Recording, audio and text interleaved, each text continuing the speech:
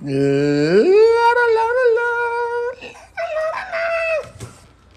my god, my princess sounds horrible.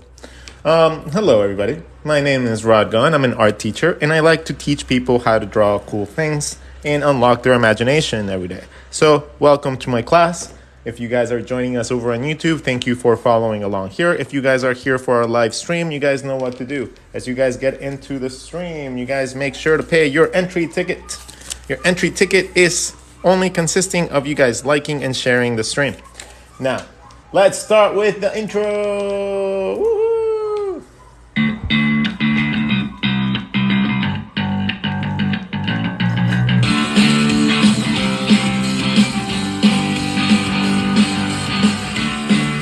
Hello everybody, my name is Rod Gunn. I'm an artist, a teacher, a mentor, a designer, cartoonist, illustrator, and everything in between. And today we are going to be drawing together.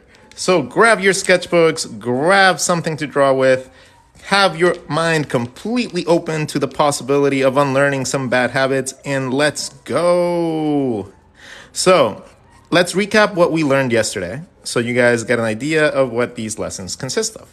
So now, we normally choose a topic at the beginning of the lesson.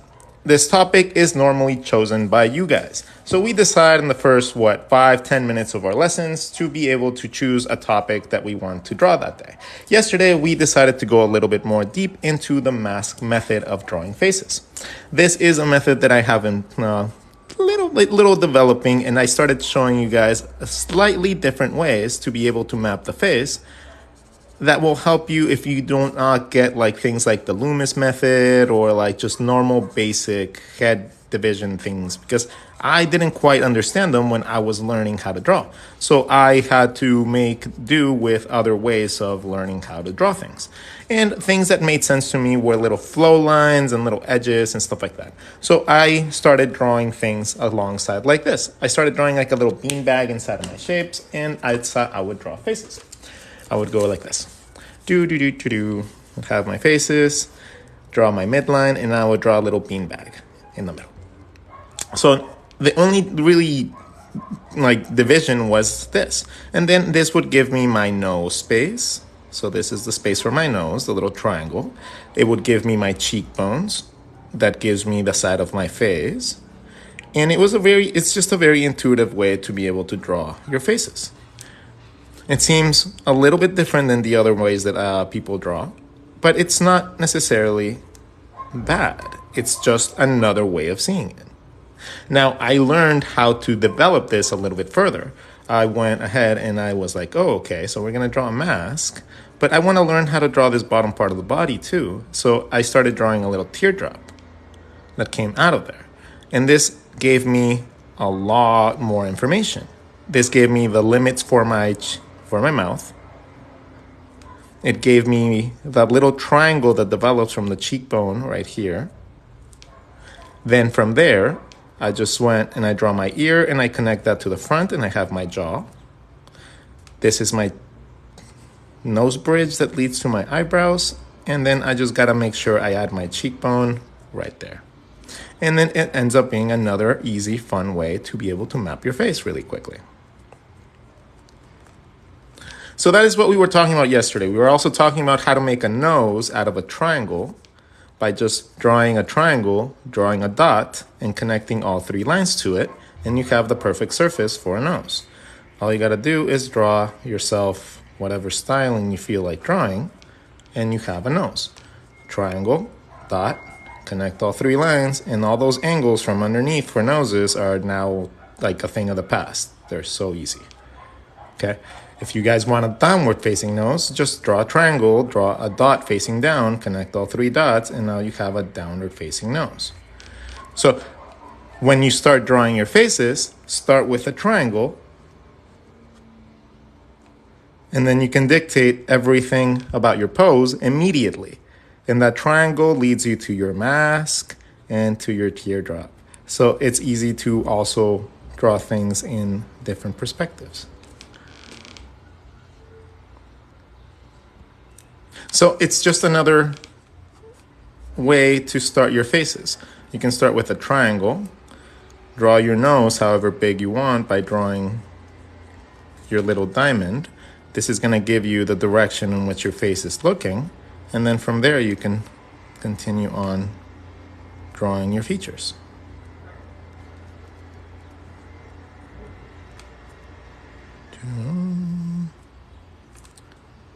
So that's another way that you guys can go about doing so. Now, I see that there's about 180 people on the chat, but there is only 4 people that have shared the stream. So now, if you guys want me to help you guys out with all my tips and tricks, I need your guys' help because I can't share and like my own stream.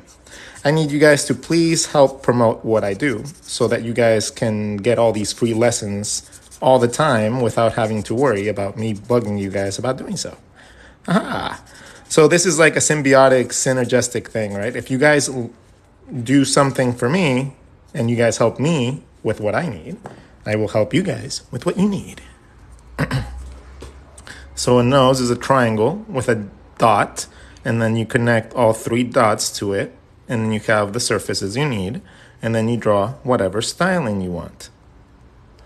Okay, it's that easy. It's not really complicated. We normally think of this as a really, really complex part because half the time we just try to squeeze it into a non-existent space. So we draw like our eyes, we draw our faces, we draw like super big eyes and stuff. We draw a really big mouth, and then we try to fit a nose right here in the middle of everything. And how do we make it fit right? When instead we can just start from the nose, from the get-go, and then you don't have to worry about that. So when you're drawing your faces, start with the direction of your face and then map out where your nose is going to go. A little triangle represents the nose canal relatively well, right? If this is a skeletal system, the little middle part right here is essentially pretty accurate to the shape of a triangle. So the triangle is going to be a very solid way to start instead of your eye line and shit like that. Because this also gives you your eye line. The top of this, the top of your triangle is essentially your eye line. So let me explain why. So when you're looking at a profile, okay? When you're looking at a person's profile, you're going to get one little part right here that has a little break, and it tends to go into the nose, right? That little divot right there, you know what's happening there? Why that's there? Well, it's because you have a little bit of a gap with your skeletal system. You have a little bone right there, right?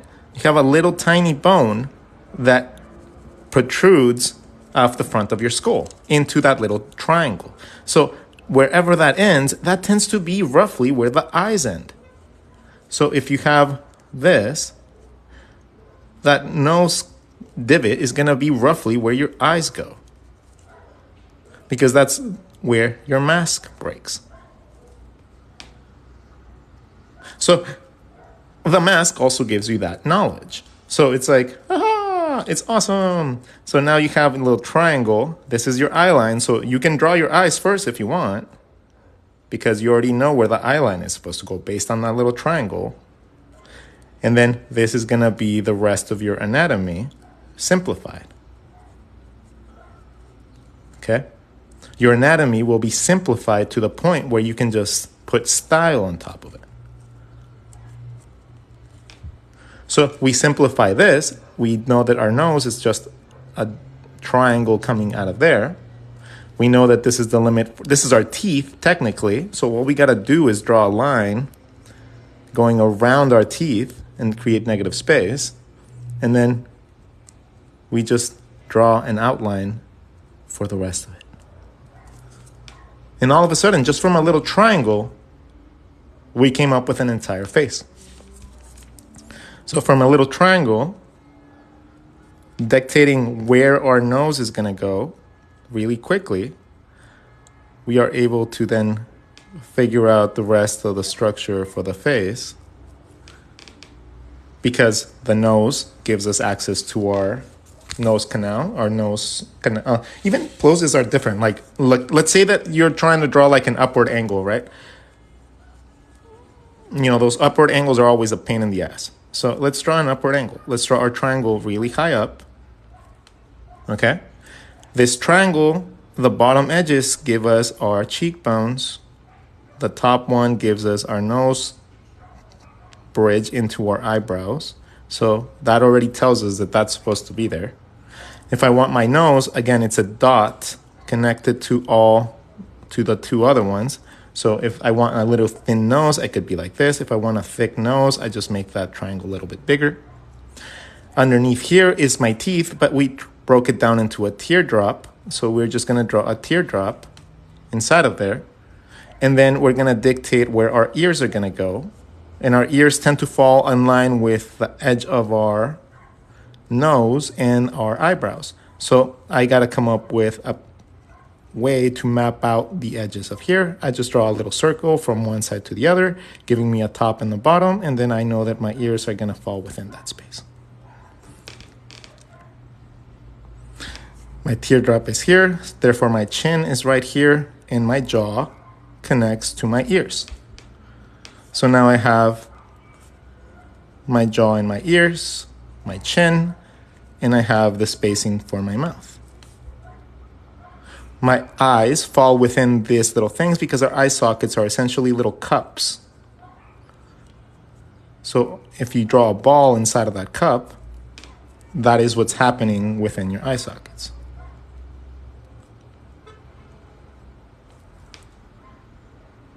And that is how you would draw something from the awkward angle of upside down with this method. So it becomes a little bit easier to map out than I would say the Loomis method, honestly. It's just a little bit easier to map it out.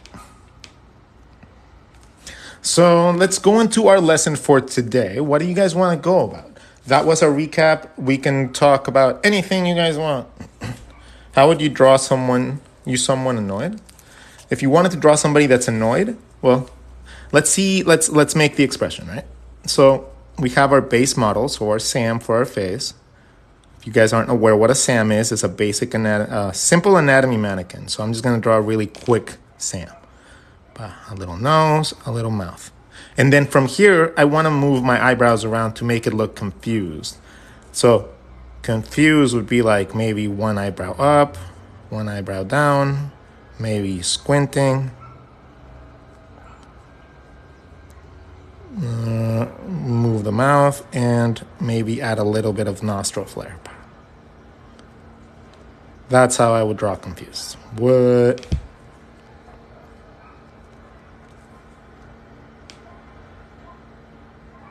How do you learn to freestyle draw in general?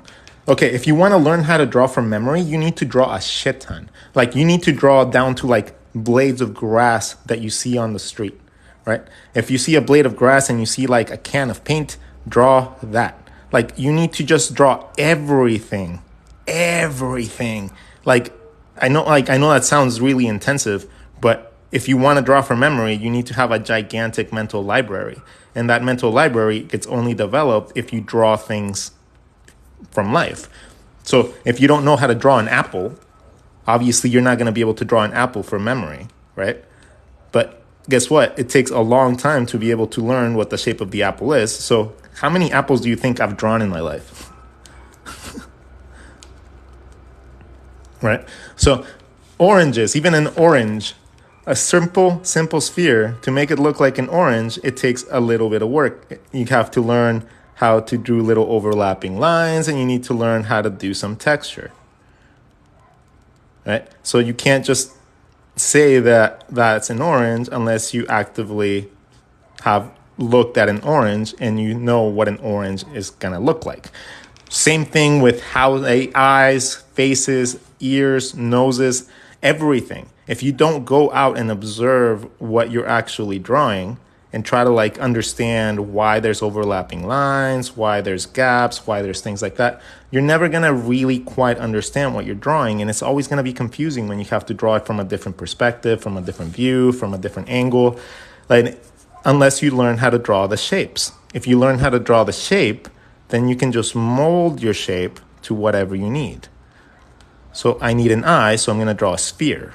I need some eyelids, so I'm gonna draw hemispheres on my eye.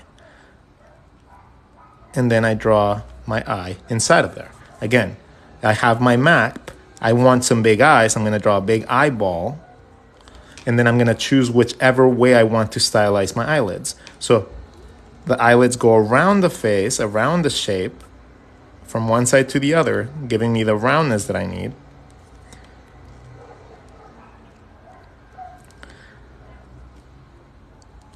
And using little techniques like just darkening the top line instead of the bottom line provide me the stylization that makes it look appealing. So if you draw an eye, whenever you're drawing an eye, don't just draw the same width of line for the top and the bottom. That doesn't look very good. But if you just darken the top line a little bit and overlap it, look at the difference that it makes. Makes a gigantic difference, right? Just that little tiny bit of oversight, like overlapping and the darker line on top just enhanced the eye insanely. So when you draw your eyes, all you got to do really is to draw a circle or an oval and then darken the top line a little bit and overlap it a tiny bit so that you represent those really cool, simple eyes that you guys probably see in storyboards and webcomics and stuff like that. And then with that, all you got to do to make it a little bit more detailed is make your dark line on top, your thin line on the bottom, and then start adding more circles inside. So instead of one circle, add 2 circles. If you want even more, add 3 circles.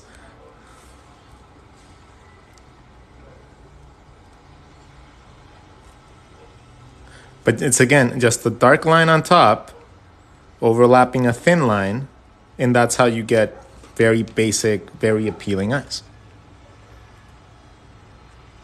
The fluffiest of pillows, I have certain artists I want to be like, but I can't seem to achieve. Well, it takes time, and if you think that those people that you admire came up with everything that you guys are looking at admiring overnight or in a year or even like super quickly, like you guys are heavily mistaken. Like the people that you guys admire have been working at this for years, decades, if not their entire lives, to be able to achieve what they're doing. So if you guys think that it's going to take like a year or 6 months or whatever to achieve that level of mastery, it's not going to happen. That's just unrealistic. You need to understand that things like this, careers like this, take a long time to develop. And that's why some people give up. That's why people tend to leave the industry, because it takes too long sometimes for some people, and then they just feel like they need to go do something else with their life. So that is the reason that most people quit. It's because it becomes hard. And guess what? No one said it's easy. No one will ever say that doing art is easy, because it's not. It really isn't. Like, being creative for a job is so incredibly hard because you have to be on all the time. Like, there is no like, oh, I don't feel like I have inspiration today, Mr. Graphic Designer. Nah, you don't get that shit. No, you don't get a day off. You better jump on there and you'd better design those banners, or you'd better design those web thingies or those promotional blah, blah, blah, or those websites or whatever, because the company needs them, right? So there's no, like, honestly, being like a production artist, like, it was really nice because I did it for a long time. I'm very good at it because I have massive ADHD. So I just literally hammer through like anything repetitive really, really quickly. But at the end of the day, you feel drained from doing artwork that's not really going to do anything, right? It's going to sit there on Amazon. It's going to sit there on like whatever website, Alibaba or whatever they use to sell that shit. And then you're never going to really do anything with it. Like, there's no point to that type of art. Like, there's a reason for the companies to do it, but there's honestly, artistically, there's no real reason to do so, right? Like you never go to art school thinking I'm gonna do like a photo shoot for like a TV mount for Amazon. That's my dream. Like, no, fuck that.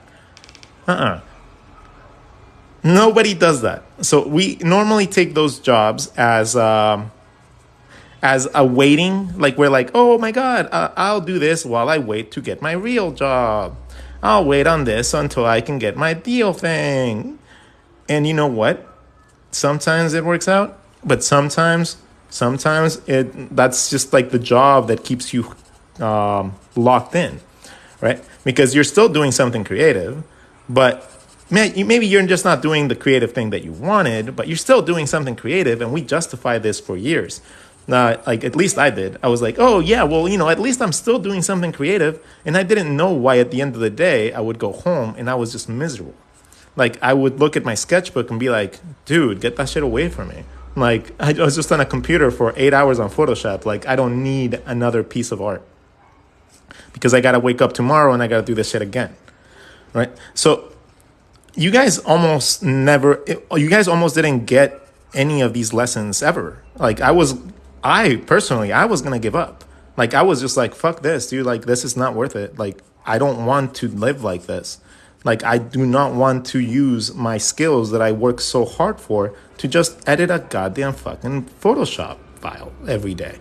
Oh, let me make this shiny. Let me remove the finger stains. Like, that was just like I saw myself every day and I felt disappointed in myself. Right? And there's nothing worse because you're your own fan. You are your own best fan. You will never have someone that supports what you do more than you. No one, not even your mom, not even your dad, not even your loved ones, not even your kids. Okay? No one will really understand how important it is for you to become an artist or do what you do other than you. And that is a sad reality, but that's the reality that really is a reality. So if you give up on yourself, fuck. That's the problem right there. If you give up on yourself and you don't manage to justify what you're doing to yourself anymore, that's where the problem starts. That's where people just give up completely and they just straight up quit. Right? They change careers completely because now it's too difficult. It's not fun anymore. I lost the love for it. You didn't lose the love for it. You just started working and doing things that weren't up your alley. And then that's not necessarily what you wanted to do with your career. Right? What you wanted to do is probably way different than where you are right now. So sometimes when we lose our path and we want to know why art is not fun anymore, why is it so difficult to sit down and actually motivate myself to draw even the slightest? It might be because you have been experiencing this. It's literally like a soul draining thing. Like, if you guys are constantly doing artwork that's not for you, doesn't necessarily make you happy, and you don't get anything out of it other than a paycheck, then you're going to essentially it's not a maintainable or sustainable way to be creative. So it takes a very special kind of human being to be able to be creative through all that stuff. Constantly, every day, nonstop, as a production artist. And I was that for 15 years. So if you guys wonder why I draw quick, why I'm able to do things quickly or just get shit done really, really quickly, it's purely because I've spent my whole life trying to do everything on a deadline. So, and even though it helped me a little bit understand the flow and what I wanted to do with my life and my career, at the end of the day, I wish that I would have realized my worth, my time, my creative energy much more. So if I valued it more, I would realize that I can use all that energy for myself. I can dedicate 8 hours of my day to focusing on making my artwork work for me. Not just generating artwork. No. You need more than just art in general to be able to be a successful artist as a career. You need to be able to market that and find ways and avenues to make money, with that art. So it's not just you sitting there drawing cool, pretty things or opening up your Patreon and hoping that people send you money. No, that's a dumb way of seeing it. I'm sorry, but that's just a really childish way of approaching an art career. You're not just going to become a streamer and make money. It's not going to happen, right? First, you need to actually have the ability to draw. Second, you need to be charismatic as fuck. And I'll tell you that, it takes a while to get used to being in front of a camera. It took me 5 years. And I'm not necessarily a shy human being. So it's just not necessarily for everybody. And then your life is public. Oof. Okay, so people don't really realize what happens when you do that, right? Like when you essentially become a public figure, it's really weird, dude. Like it becomes really weird. Like I've had people like straight up hack into my emails to just check to see if I'm alive. It's weird. Like they don't do anything malicious. They're just like, oh, we haven't posted in a while, so just wanted to make sure you were alive. Hey, I see that you went to this trip. All right, bye. And I was like, what the fuck just happened here? And because I didn't post in like a week. So, yeah, it gets a little bit weird sometimes whenever you actually go into this field. I can't even imagine, like, honestly, it'd be really kind of scary to a certain extent being a woman, like, and putting that much stuff out there. Like, it's just, it's terrifying how much information people find out about you. So you got to be really careful with what you share, what you say, even what you show. Like, so it becomes like, it's a very hit or miss thing for people. All right, so let's just go on to another lesson. And I don't know what to talk about today. Honestly, like nothing has really kicked. So I'm just going to keep on drawing faces. Actually, I'm just going to do doodles on what you guys want. Like, so just ask questions and I'll just draw. I'm going to draw with highlighter for a little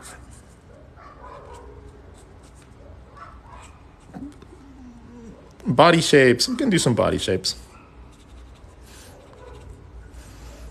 How do you find your style? Well, that's actually a really easy question. You find your style by learning more. So you have to learn more anatomy and more perspective to even think of having a style, right? Your style consists of your knowledge plus your dexterity and penmanship. That is literally the essence of your style. There's nothing really scientific or like mystical about it. It's your ability with the pen combined with your imagination. That is it. That is all there is to a style. You might not like where your style is right now, right? You might not like it, but you have it.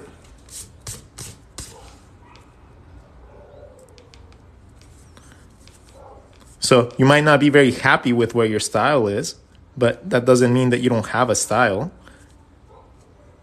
If you want to refine it and make it better, all you got to do is learn more and practice more with the intent of actually learning. Not just drawing and filling up entire sketchbooks for no reason. No, you got to learn and draw with intent. If you don't draw with intent, then you're just going to be reinforcing bad habits.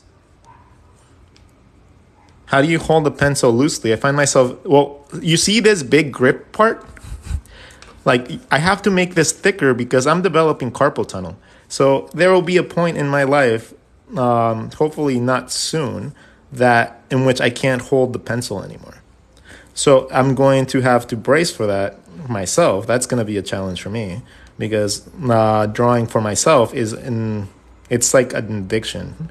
So if I can't do that because my hand hurts, I'm going to push through the pain and I'm going to be in severe pain sometimes, but I'm still going to freaking do it.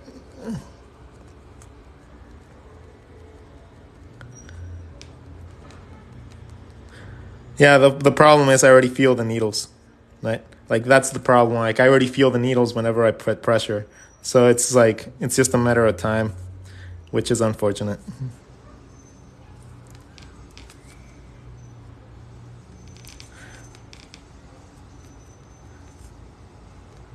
So I fell in love with highlighters a while ago. Like it's been like 7 years now that I just started drawing with ballpoint pen and highlighters. And I gotta say though, it's so nice.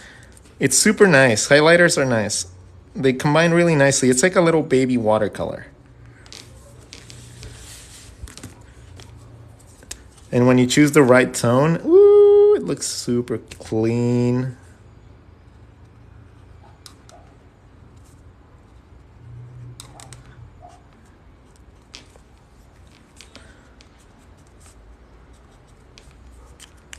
Let's draw the nose.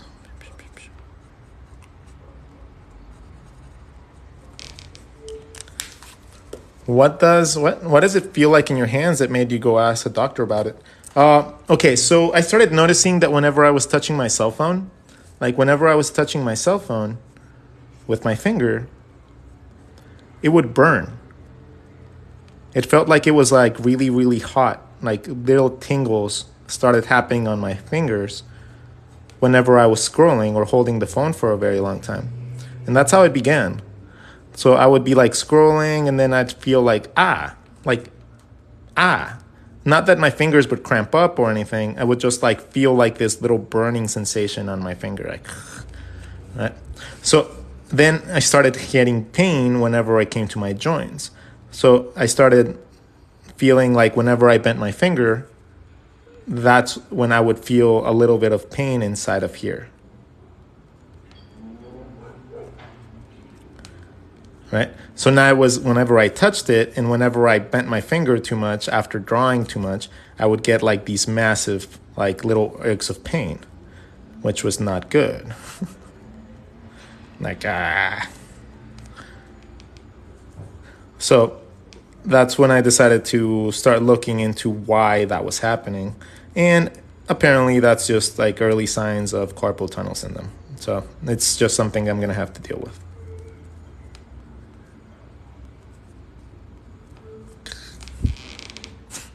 I'm going to have to hold my pencil like this.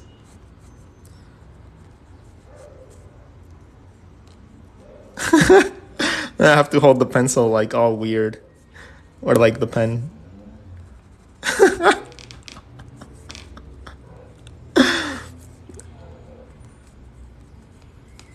You know, the funny thing is, once you learn a little bit of anatomy, right, you can distort anatomy all you want, and it would still look a little bit accurate, even if you draw it all, like, messed up.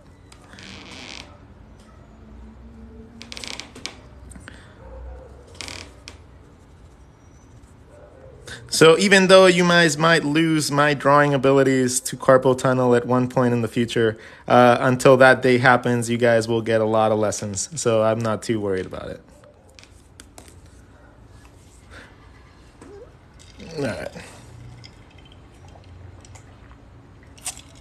All right. Yeah, today's gonna be a short one because I need to go. I need to go out and I need to go do errands. So, okay, let me tip you guys a couple tips and tricks when it comes down to different things that are hard. How about that? We'll talk about little things like that. So ask questions that you guys think are hard, and then I'll explain them really easy. Any tips to build an art account? Yeah. Okay, so if you want to make your Instagram really, really famous, and you guys want to like be consistent, and you guys want to like grow your social medias, this is how I do it. This is how I've done it. And I've gotten like 2 accounts at over 100,000, a couple accounts at like 60,000, 50,000, 70,000. So I know what I'm doing sometimes. So if you guys want to grow your art account, this is the consistent method that I have learned to do, and it works to a certain extent. So 1, be consistent. So post often, post at the same time every day. If you can only post once, great. If you can post 3 times a day, even better. So a max about 3 times a day, so it doesn't feel like spam. 1 in the morning, 1 in the afternoon, 1 at night. So 1 in the morning when the sun comes up, 1 in the afternoon when the sun is out, and 1 night when the sun is going down. Okay? So morning, afternoon, night. So 3 times a day we post. Morning, afternoon, night. You choose your time schedule that makes it easier for you. Making it easy and consistent is going to be the best way to actually be able to keep it up. So this has to become a habit. So up to 3 times a day. So choose one, be consistent, same time. 2, keep up with what people need to post. So look at the little news lines for Instagram that come up and shit like that. If it's pushing reels, guess what you gotta do? You gotta do reels. If you see a bunch of things on your timeline that are like timestamps or like multiple like image posts, which are called roll, like reels, it's not rolls. It's like I forget what they're called. Slides? Whatever. But multiple posts. If you see that being a common thing, then add that. Like, it's not a very hard sequence to follow. Go to the search section, see what's more popular, and then just post more of those. It's honestly not that hard to figure out what's popular. It's just a matter of playing around with it a little bit, right? You can't just expect people to do all the research for you. So guess what? You have some research to do. You have to go look for yourself, see how many people are liking certain things, why they're doing certain things. And if you're serious about growing your social media, you will try to replicate that with your own stuff. So 3, go live.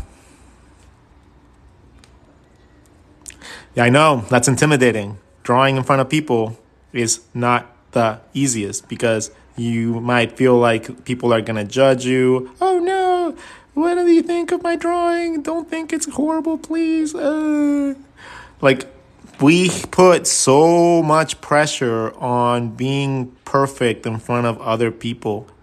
Oh my God, that is like the biggest detriment to your art career.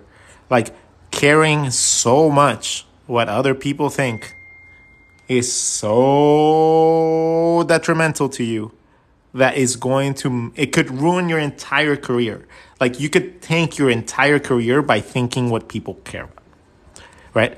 If you are a person that constantly feels like they're getting judged and, oh my God, that drawing's horrible. Oh my God, they're going to think it's bad. If you have all those thoughts in your head and no one's ever said that to you, well then, guess what? That's going to be a tough career for you because this career is all about criticism. Art is all about criticism. Like, everybody's going to critique you. Your employers, your bosses, your clients, your employees, if you come and have employees, everybody's going to judge you because that is literally what art is for, is to judge something. Like, you need to look at something, see if it's pretty or ugly or fat or creepy or whatever. Like, your art in general is there to be judged. That is what art is for. You don't look at something and then say, oh, okay, I have no opinion on that.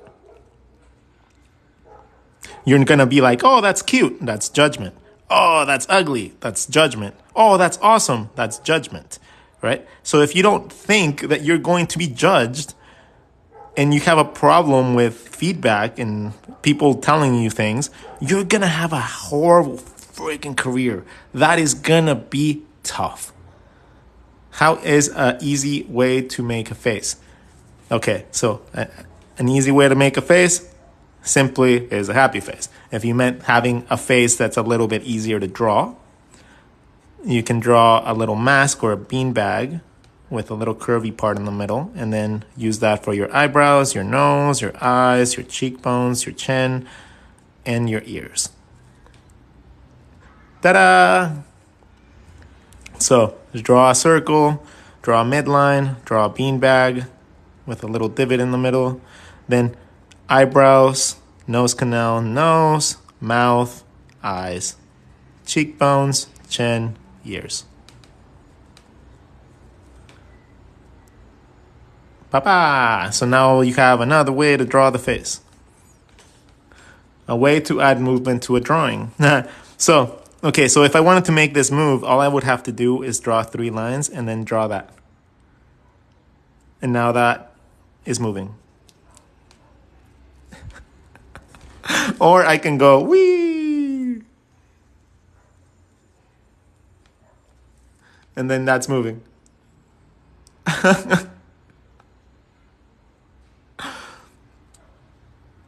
Can you draw a little kitty cat? Aw, sure, let's draw a little kitty cat. So,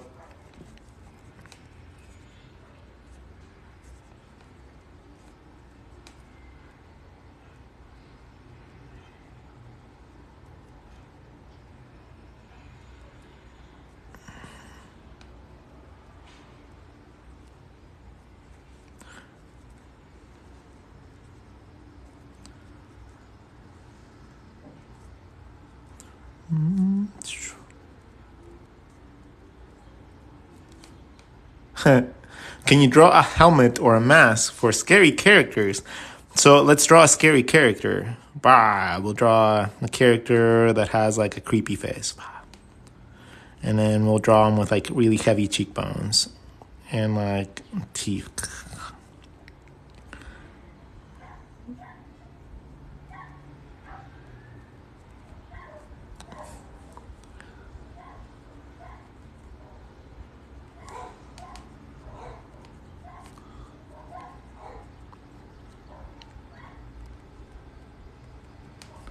So as you guys can see, I'm using my anatomy to help me draw the creepy factors inside of this. So being able to use my anatomy, instead of just thinking of lines, I'm thinking of my bone structure and how I can use that to enhance my drawing a little bit.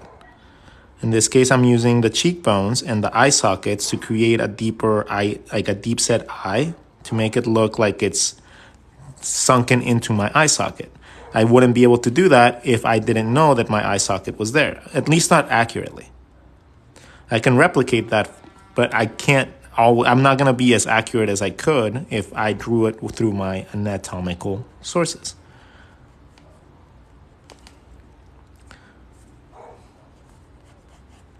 Let's draw a little hoodie or something.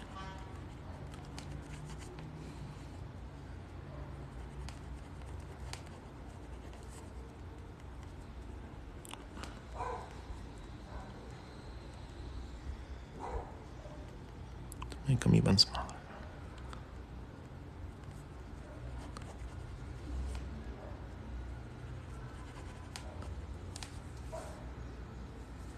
Draw an anime character. Let's see. Straw Rod is an anime character. All right.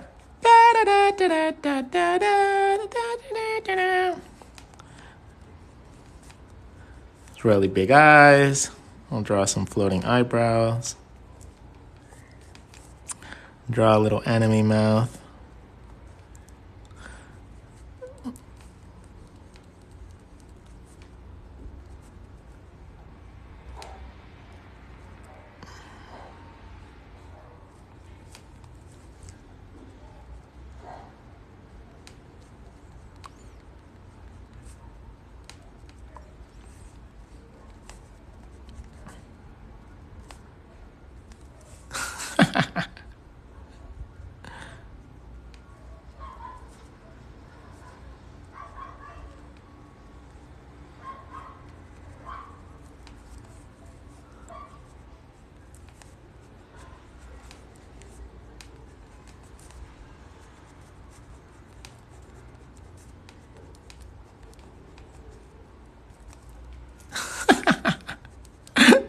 This is cute.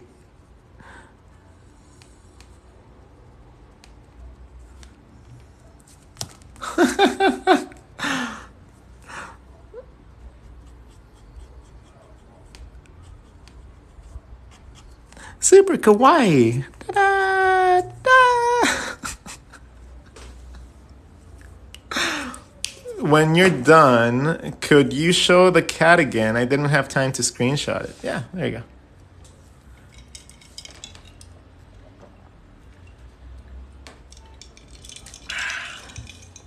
So you guys have me about 15 more minutes. Today's going to be a little short one. I'll give you guys another stream later on tonight to make up for it. But yeah, I just unfortunately have to do some errands. I got to go to the bank. I got to go check out a car. I got to go return a paddle for a buddy of mine that let me borrow a pickleball paddle. So I have a little bit of errands and stuff like that to do.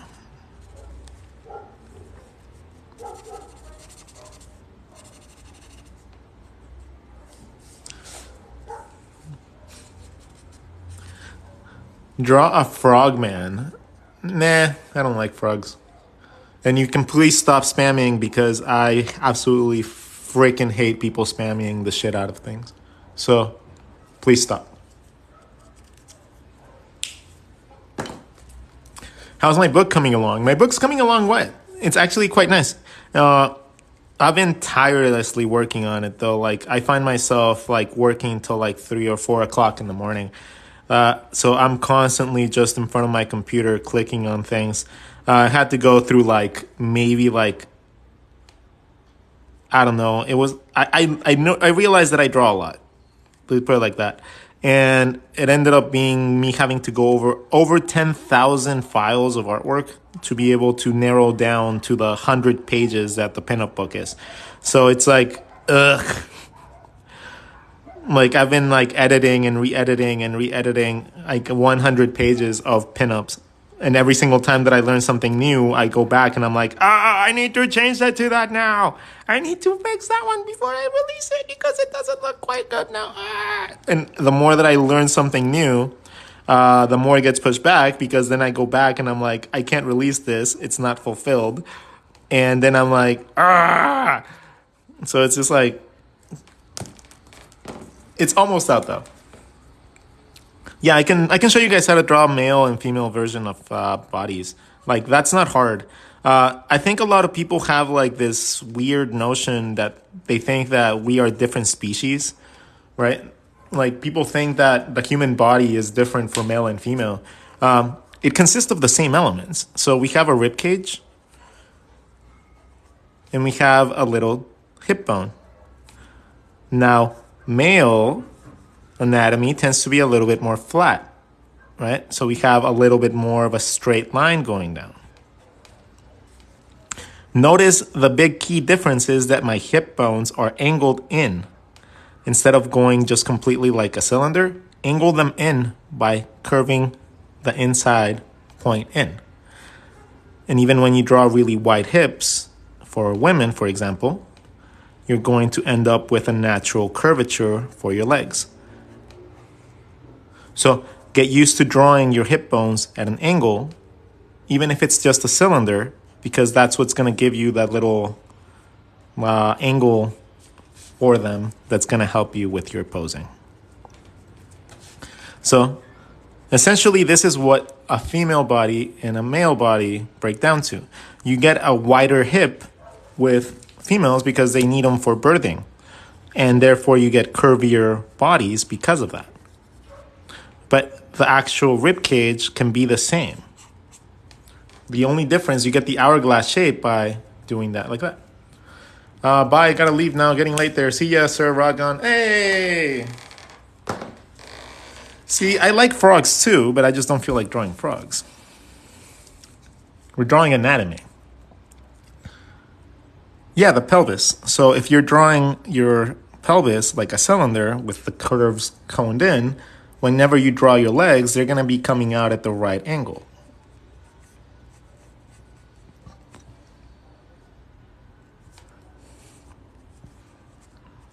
Right? If you draw it like this, you actually are drawing based on your anatomy, because your anatomy dictates that. Your anatomy dictates that your hip bone is shaped like this, kind of.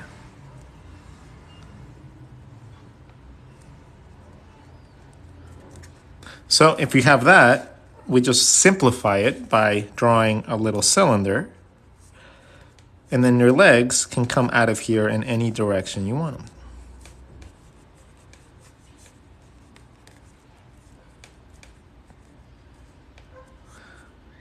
Any direction is fair game once you have the right placement for them.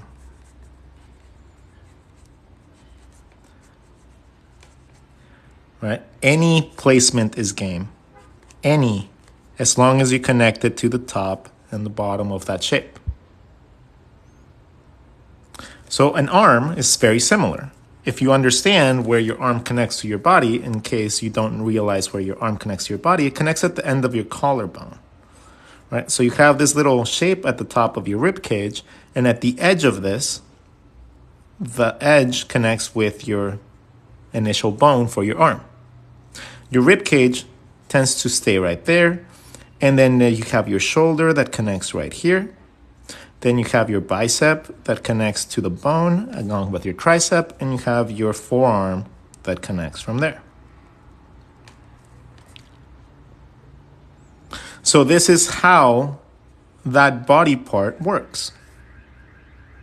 It doesn't connect to the rib cage. You have your muscles that connect to your rib cage from the back. You have your pectoral muscles that connect from your armpit down. So you're not connecting the actual arm to the body. You're connecting it to the collarbone, which is separated from the body. And there's a very easy way to draw that collarbone.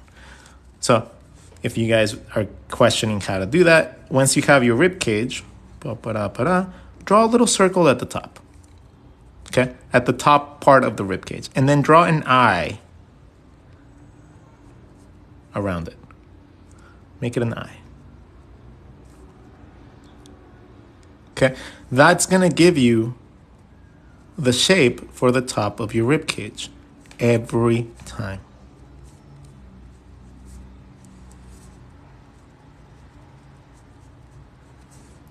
That drawing that little eye right there is gonna give you your neck. It's gonna give you your side muscles, and it's gonna give you your collarbone. So from there, you can start learning how to connect your neck to your body.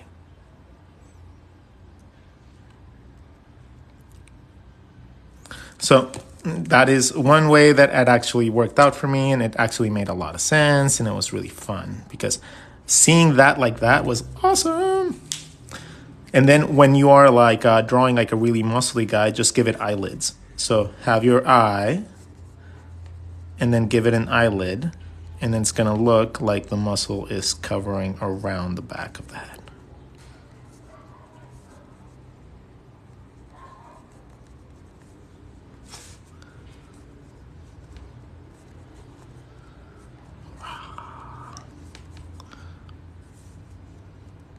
Have like your super big jaw right here. See how easy that is? I love watching your flowy style, man. It's so satisfying watching. Aw. So now let's draw a couple different ones so you guys see that this works. So let's draw like a face. We'll just draw a random face. We'll give it some features. Some eyes. Face. There you go. And now I want to draw a neck for this guy. I'm going to come up with the body first. And then to be able to know the connection point with my neck, all I got to know is where my ear is and where my eye is, or in my rib cage. So I'm going to draw an eye. I'm going to connect the ear to the front of the eye. So you can draw a little teardrop if you want. So both ears. So I got to draw through my shape, find the other ear and connect it. And then these connect to the side. And then you have your collarbone that leads to your arm, right? That connects to your shoulder. And your arm can start coming out from there.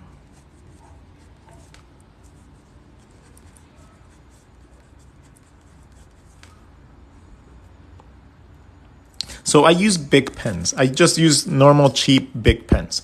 So I just put a big bunch of tape around it so that I have a bigger surface area that I can grab so it doesn't make my hand hurt more. So head. I'm going to draw an eye behind it. And then I'm going to use this to figure out my body.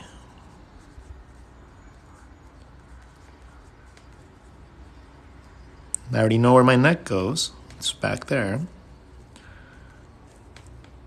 But you can start figuring out your body a little bit easier by mapping that simple eye out.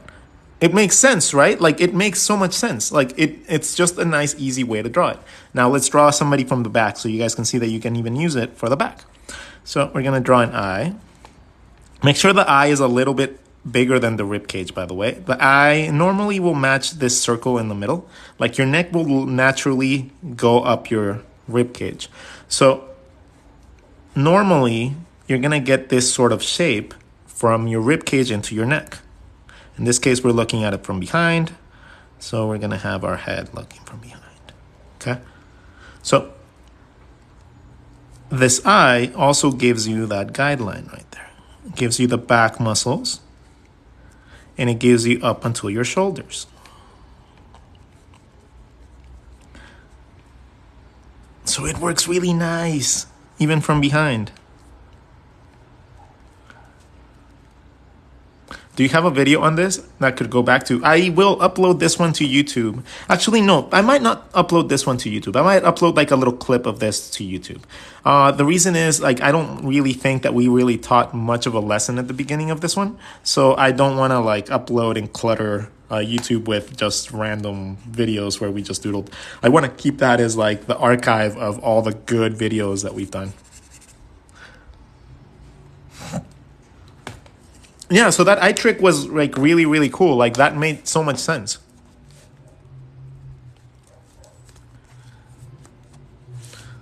So now let's talk about how much we've developed our like entire body structure, right? So we have learned how to draw the heads with a mask and a teardrop. Okay, we've learned how to map out most of the features of the face with a mask and a teardrop. Cool. Then we've learned how to connect the head to the body with a heart, with an eye. And then from here, we have learned a couple different ways to draw the bodies. So we have learned the beanbag method, we have learned the hearts method, we have learned just a basic balloon and stick. That's the easiest way to remember. So a balloon with a stick hanging around it, like a piece of wood. Imagine just that as your rib cage. So if you imagine your rib cage as a balloon and you imagine the bottom part of your hip bones like a little stick, that's all you need to do to be able to remember bodies.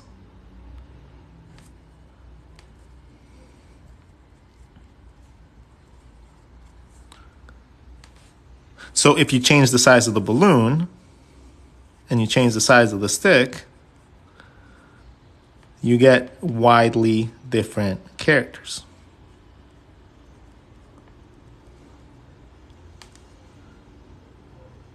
So the balloon and stick method is the easiest way to follow, but you guys can practice with the hearts method, you guys can practice with the beanbag method, you guys can practice with whatever makes it easier for you guys to understand. So the hearts method essentially takes two hearts, combines them, and uses the intersections and these lines to come up with your collarbone, the back of your head, your shoulders, hip bones. And that's another way of seeing it. And then you just round it out. Another way is a beanbag. Seeing it as a beanbag is another way of mapping out your bodies really quick. And they all work nicely with that little eye thing at the top. So there's a bunch of different ways that you guys can break down the body to make it work for you. It's just a matter of finding the one way and method that works for you the best. For me, this one has been working really easy because all I got to do to come up with really cool poses is draw a balloon and a stick in space. So now I draw that, I draw my eye at the top, wherever I want my neck, and now I have my poses.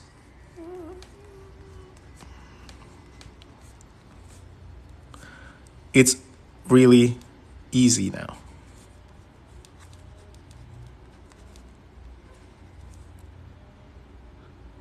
So I'm shocked on how many ways to teach how to draw a body, and all of them work. Yeah, it's just a matter of actually paying attention. Like you can draw everything in the body in a million different ways, you know? Like you can start with boxes, you can start with cylinders, you can start with... Once you understand how and where things go, it becomes a little bit easier to be able to think of them in different ways. The reason that I like to teach them in so many different ways is because not everybody learns the same, right? Like sometimes people just view things a little bit different. And that little tiny bit of difference can make the difference between someone feeling like they can't do art anymore or they can't keep up with other people and a person that feels like they can take on the world. So I was one of those people that gave up several times or almost gave up several times. So I don't like people going through that same thing. So I like to explain things in a lot of different ways for you guys to understand them.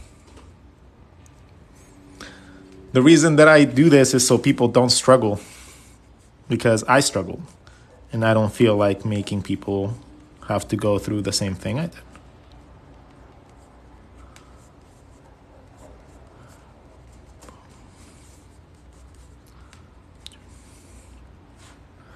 See how easy it is to like draw your characters. Once you understand where things go, things just become a little bit easier, guys. Like, I'm not magically knowing where things go like this. Like, I've learned a little tiny things here and there that just help me understand the body a little bit more. And once you start seeing it too, because you will, because I teach you guys everything, once you guys do, you guys will be able to do this stuff as well.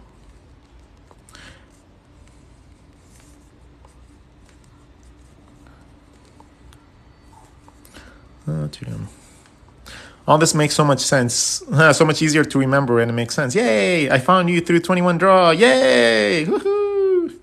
So, with that being said, though, thank you guys so much for the support. I think you guys are the coolest, honestly. Like, I love being sketching buddies with you guys. Have a wonderful, wonderful, wonderful Thursday.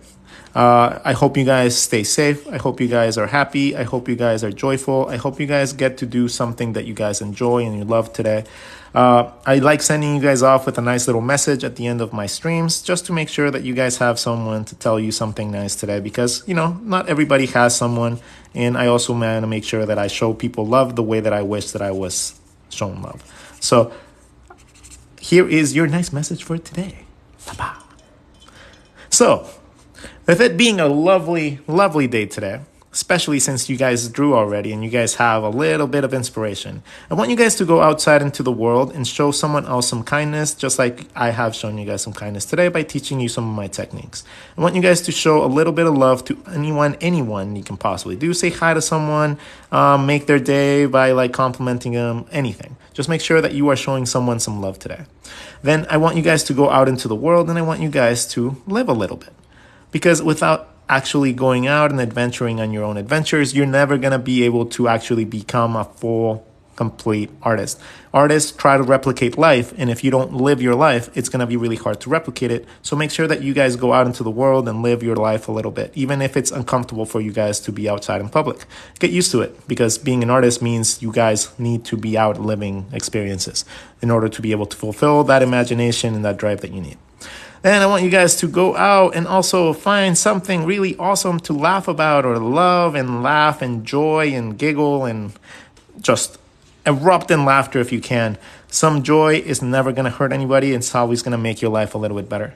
And since we are all artists, there's one thing we cannot get away from, and that is to draw a lot. So make sure that you guys are practicing at least 15 minutes of dedicated drawing every day. 15 minutes will get you everywhere. So 15 minutes of dedicated learning time will allow you to grow at an exponential rate, and you guys will develop a habit to be able to start doing this more often, and you guys will develop that love for drawing again once you see that you are freaking cool and you guys are able to do some awesome things.